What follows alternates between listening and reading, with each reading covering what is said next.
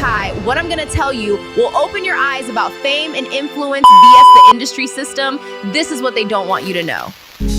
Welcome to Complex Radio, your #1 online radio station. It's us. Join in now.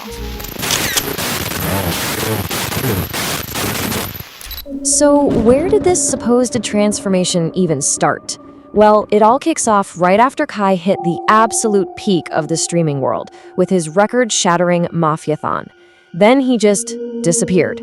And when he came back, he wasn't the streamer everyone knew and loved. He was suddenly an aspiring high-fashion designer, which signaled a really profound and, according to this theory, totally engineered shift. And when you put them side by side, the contrast is, well, it's stark. On one side, you have the old Kai, that chaotic, over-the-top, high-energy personality that built his entire career. And on the other, you have the new Kai, described as drained, kind of lost, and almost performative. The theory argues, hey, this isn't just natural growth. It's a complete personality reset and the first major sign that something is way off. Okay, so this brings us to the first big piece of evidence in this whole theory, a really pivotal meeting, an event that allegedly marked his true entry into the Hollywood elite. The setting, Paris Fashion Week. You've got Kai, and he's seen with Will and Jaden Smith, major industry players. Now on the surface, it just looks like a networking event. But the theory here is that the whole vibe is just wrong. This doesn't look like a business deal, it looks like an initiation. This is the moment, it's argued, that he's being guided to the other side. The theory really zeroes in on specific red flags from that footage. First, the room is just bathed in this sketchy, dark red light. Then you have Kai himself. He looks totally lost, really uncomfortable, and then there's how his hosts are acting. Jaden is heard yelling what the source calls ritualistically, while Will Smith's laughter is described as just manic. So, are these just weird industry quirks, or are they signs of something a little more ceremonial? And look, this is where it gets really serious. The claim is that the Smiths aren't just mentors, they are industry handlers, and they were sent there to initiate a chosen star into that next level of fame. This meeting wasn't about fashion, it was about him being accepted into a closed, powerful circle, a world the theory says he just couldn't get into on his own. But it doesn't stop there. The theory then points to Kai's new fashion brand Vivit and claims there's some seriously dark symbolism hidden in plain sight, right in the logo. Okay, to really get this next part, you have to know about something called the Ouroboros. It's this ancient occult symbol of a snake literally eating its own tail. And it represents this eternal cycle of destruction and recreation, of death and rebirth. Definitely remember that part, death and rebirth. All right, so here's where it gets really interesting. Kai's official explanation is that his logo is just a cross and infinity symbol. Simple enough, right? But this theory, it claims that logo is a clear version of the Ouroboros, representing that whole cycle of death and rebirth, two totally different meanings for the exact same design. And this is the main connection they're making. The Ouroboros symbol, they say, isn't just for a t-shirt. It's supposed to represent Kai himself.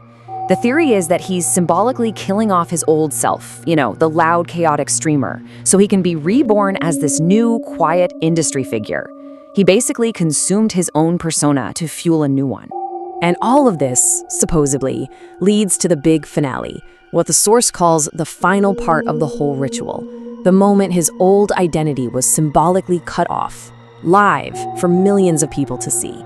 So the theory draws this really powerful parallel to the biblical story of Samson. If you don't know it, Samson was this outsider, and his incredible strength was tied to his long, uncut hair. Once it was cut, boom, he was powerless, captured by the establishment.